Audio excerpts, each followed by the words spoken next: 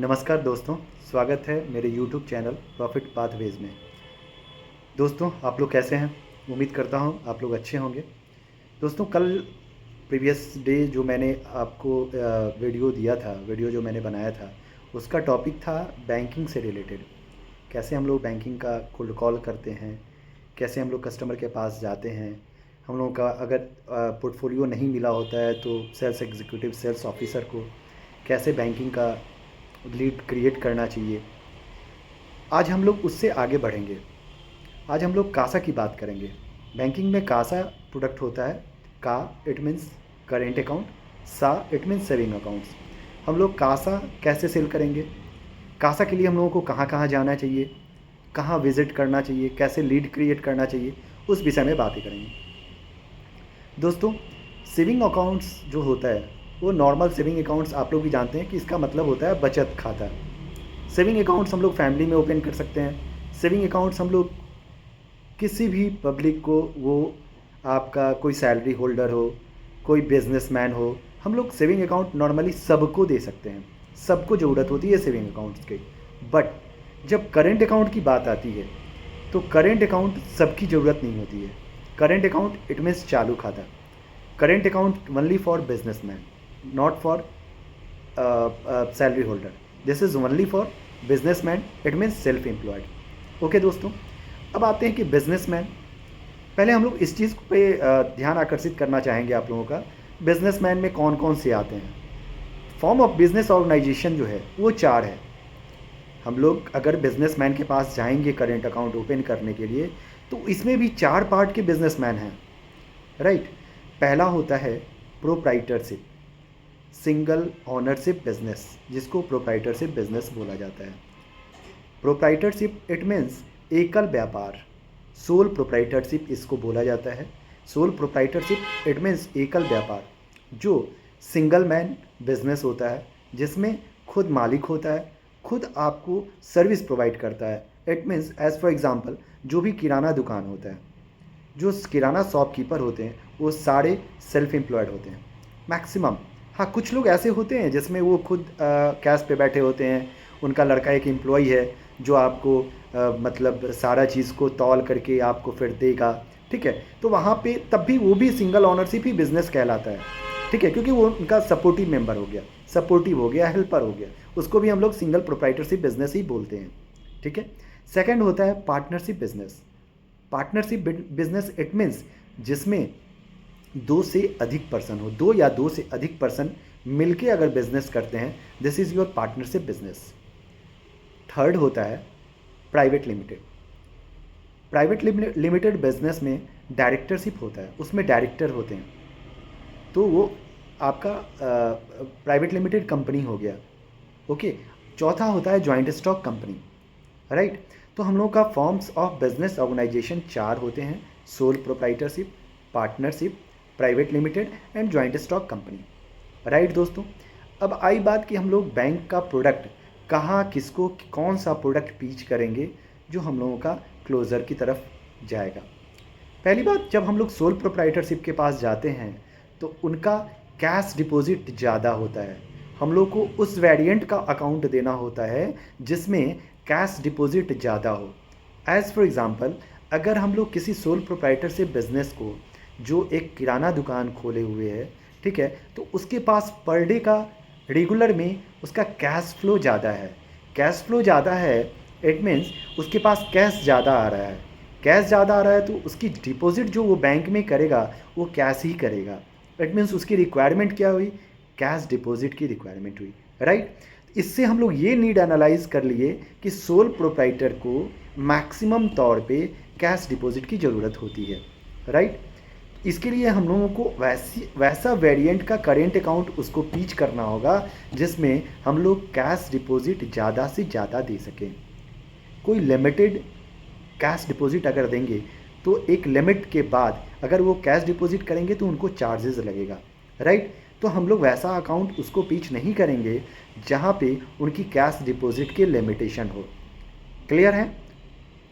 अब आई दूसरी बात, हम लोग पार्टनरशिप में क्या कर सकते हैं। पार्टनरशिप में ये हम लोगों को पहले एनालाइज करना होगा देखना पड़ेगा कि पार्टनरशिप बिजनेस है किस चीज़ का, ये सर्विस प्रोवाइडर है, किस चीज़ का काम करता है, वर्क प्रोफाइल इसका क्या है, उसके ऊपर हम लोग डिपेंड करेंगे कि हम लोग कौन सा प्रोडक्ट पिच करते हैं, राइट।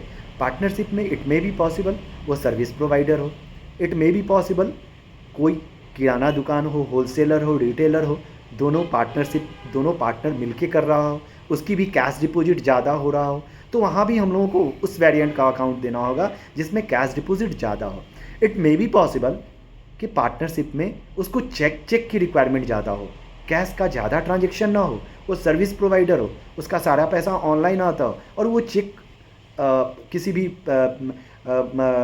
होलसेलर को, रिटेलर को, या जिससे वो माल लेता है, ठीक है ना, जिस चीज़ का बिजनेस है उसको वो चेक प्रोवाइड करता है, तो फिर वो क्या करेगा, उसकी नीड होगी चेक की, तो हम लोगों को उस वेरिएंट का अकाउंट, करेंट अकाउंट देना होगा जिसमें चेक फ्री में मिल जाए, राइट। पार्टनरशिप में इट मे बी पॉसिबल किसी कस्टमर की रिक्वायरमेंट होगी कि मुझे आरटीजीएस और एनईएफटी ही करना है, हमको चेक की भी रिक्वायरमेंट नहीं है, ओनली आरटीजीएस एनईएफटी की रिक्वायरमेंट है, तो हम लोगों को उस वेरिएंट का अकाउंट देखना होगा जिस वेरिएंट में आरटीजीएस एनईएफटी फ्री में होता हो, जिसका कोई चार्जेस ना लगता हो, अनलिमिटेड होता हो। ओके दोस्तों, तो हम लोगों को सबसे पहले हम लोगों को यही एनालाइज करना पड़ता है कि बैंक का जो भी प्रोडक्ट है, कासा में हम अकाउंट का सिर्फ कैश का फ्लो जा रहा है, चेक की रिक्वायरमेंट हो रही है, आरटीजीएस हो रहा है, एनईएफटी हो रहा है, हम लोग उस वेरिएंट का अकाउंट सोर्स करें जिस वेरिएंट का कस्टमर को यूज़ है। अदरवाइज ऐसा होगा कि आपके रेफरेंस का कोई अकाउंट, करेंट अकाउंट आपका किसी का खोल दिए, आप ओपन कर दिए, बट वो यूज़ नहीं कर पाएगा। इसलिए नहीं यूज़ कर पाएगा क्योंकि आपका वो फेस वैल्यू देख करके वो रिलेटिव आपको करेंट अकाउंट दे तो दिया, बट उसका यूज़फुल रहा नहीं, क्योंकि उसको चेक की रिक्वायरमेंट है, उसको आरटीजीएस की रिक्वायरमेंट है। आपने रिक्वायरमेंट एनालाइज नहीं किया, आपने नीड एनालाइज नहीं किया, आपने सिर्फ रेफरेंस का यूज़ करके आपने एक अकाउंट खोल लिया। इट मीन्स आपने अपना टारगेट फुलफिल कर लिया, बट वो अकाउंट ज़्यादा दिन नहीं चल पाएगा। ओके, उस अकाउंट का यूज़ नहीं हो पाएगा, उस अकाउंट में फ़ंड नहीं आ पाएगा, तो फिर उस अकाउंट को ओपन करके मेरे बैंक को, मेरे ब्रांड को, जिस बैंक को हम रिप्रेजेंट कर रहे हैं, उसको हम क्या बेनिफिट दे रहे हैं? नथिंग। इसलिए हम लोग रेफरेंस को भी अगर सेल करें, किसी फ्रेंड को सेल करें, या किसी फैमिली मेम्बर को ही अगर हम अकाउंट सोर्स करते हैं, तो सबसे पहले हम लोग किसी भी प्रोडक्ट को कहीं भी बेचें, एट फर्स्ट उसकी नीड को एनालाइज करें, उसके रिक्वायरमेंट्स को समझें, उसके अकॉर्डिंगली उसके अकाउंट को हम उसका अकाउंट सोर्स करें। राइट दोस्तों, मैंने आज 2 बिजनेस फर्म ऑफ ऑर्गेनाइजेशन में 2 प्रोप्राइटरशिप और पार्टनरशिप, ये दोनों का मैंने आपको डिफ़ाइन किया कि कैसे कैसे हम लोगों को अकाउंट सोर्स करना चाहिए। जहाँ तक मेरा अनुभव कहता है दोस्तों, मैक्सिमम तौर पे ऐसा ही देखा जाता है। पार्टनरशिप जो भी बिजनेसमैन होते हैं उनको चेक की रिक्वायरमेंट होती है, आरटीजीएस की रिक्वायरमेंट होती है, एनईएफटी की रिक्वायरमेंट होती है, राइट। तो उनके लिए सबसे बेस्ट अकाउंट होता है जिसमें आरटीजीएस एनईएफटी अनलिमिटेड हो, चेक अनलिमिटेड हो, और आप आराम से वो अकाउंट सोर्स करेंगे तो वह अकाउंट आपको लॉन्ग पीरियड तक चलेगा, उसमें फ़ंड भी आएगा, ट्रांजैक्शन भी होगा, उसका फ्लो भी अच्छा रहेगा, जो आपके बैंक के लिए भी बेहतर होगा और आपके लिए भी बेहतर होगा, कस्टमर के लिए भी बेहतर होगा। राइट दोस्तों, अब सोल प्रोप्राइटरशिप की बात है, उसमें आप बहुत सोल प्रोप्राइटर ऐसे हैं जिनका सेविंग अकाउंट से भी रन करा लेते हैं, जो गली मोहल्ले में हैं, उनका ज़्यादा का सेल नहीं है, तो सेविंग अकाउंट में भी लिमिटेड ट्रांजैक्शन करके वो काम चला लेते हैं। तो उनके लिए आप इंडिविजुअल करेंट अकाउंट भी कुछ बैंक खोलते हैं, इंडिविजुअल करेंट अकाउंट भी आप ओपन कर सकते हैं जिनके पास डॉक्यूमेंट्स नहीं है। अदरवाइज सोल प्रोप्राइटर जिनका प्रॉपर डॉक्यूमेंट्स है, तो आप उसको करेंट अकाउंट सोर्स कर सकते हैं जिसमें कैश डिपॉजिट ज़्यादा होता। राइट, तो दोस्तों ये सोल प्रोप्राइटरशिप और पार्टनरशिप के बारे में मैंने बताया है।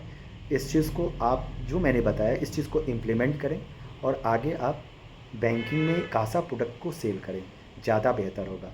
सेविंग अकाउंट जो है वो जहां आप करेंट अकाउंट सेल करते हैं, जिस बिजनेसमैन को आप करेंट अकाउंट दे रहे हैं, उनकी रिक्वायरमेंट, उसकी नीड एनालाइज करके जो अकाउंट दे रहे हैं करेंट अकाउंट का वेरिएंट, उसके साथ साथ आप उनके फैमिली मेम्बर का सेविंग अकाउंट देना शुरू करें।